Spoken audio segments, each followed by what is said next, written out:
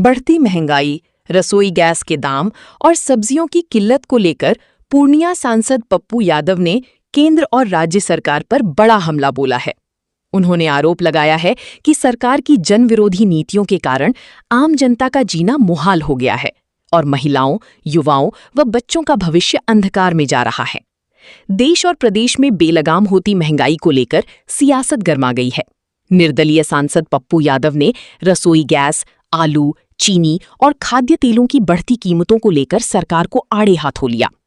पप्पू यादव का कहना है कि सरकार की नाकामियों और जमाखोरों की मनमानी के कारण आज गरीब और मध्यम वर्गीय परिवारों का बजट पूरी तरह ध्वस्त हो चुका है। उन्होंने कहा कि एक तरफ आलू और चीनी जैसी बेसिक जरूरतें आम आदमी की थाली से गायब हो रही हैं, तो दूसरी तरफ एलपीजी सिलेंडर इतने महंगे हो चुके हैं कि रसोई चलाना मुश्किल हो गया है।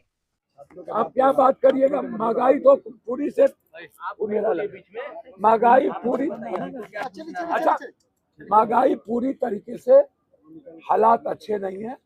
चाहे वो आपको उठा करके देखिए, एथेनॉल हो, गैस हो, चाहे डीजल हो, चाहे महंगाई हो, चाहे चीनी हो, बर्बाद कर चुका है।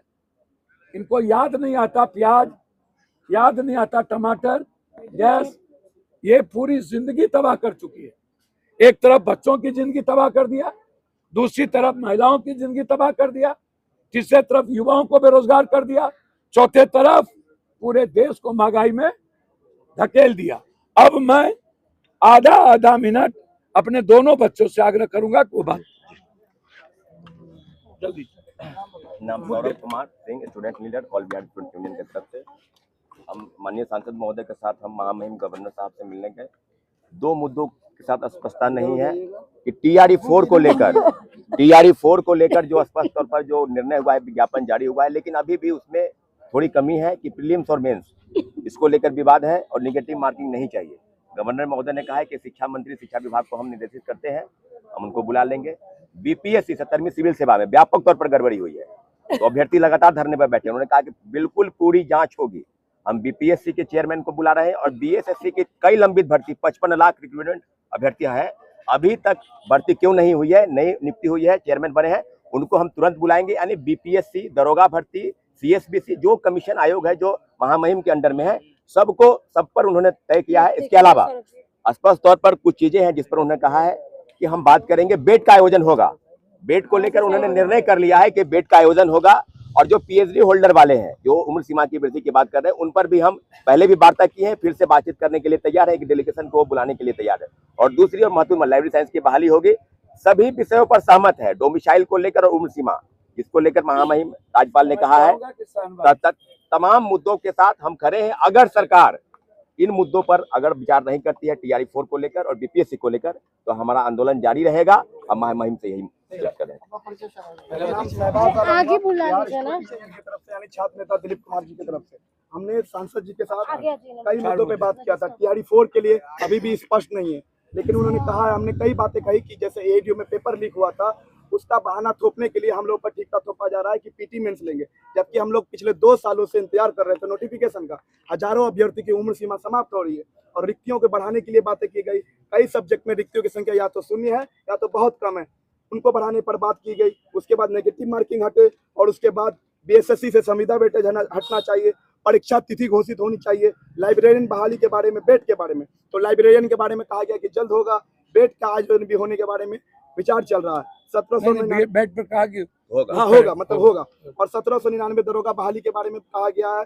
17 बीपीएससी के बारे में कहा गया और उस चेयरमैन को बुलाया जाएगा। और बीएसएससी और ये दरोगा बहाली इसका के बारे में, ओएमआर के बारे में कहा गया। तो ये कहा गया बीपीएससी के अधिकारी और बीएसएससी के अधिकारियों को बुला के टीआरई 4 के मुद्दों पे भी बात किया जाएगा।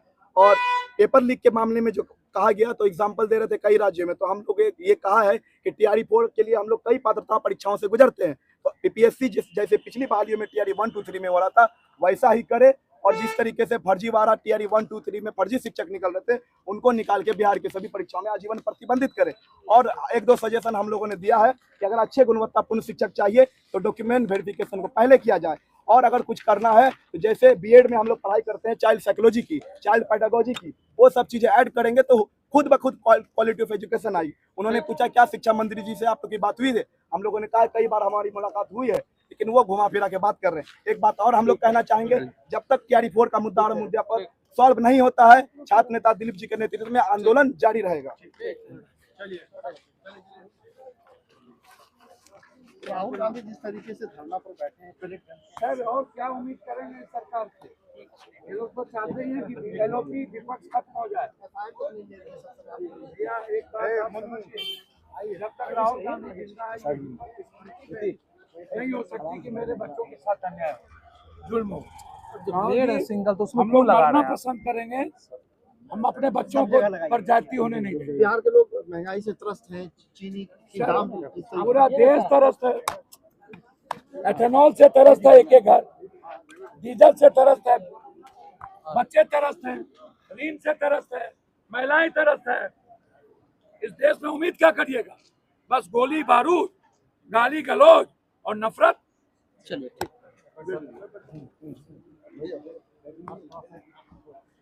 पप्पू यादव ने चेतावनी दी है कि यदि सरकार ने जल्द ही आवश्यक वस्तुओं के दाम नियंत्रित नहीं किए और कालाबाजारी पर रोक नहीं लगाई, तो वे आम जनता के हक के लिए सड़कों पर उतरकर व्यापक आंदोलन करेंगे।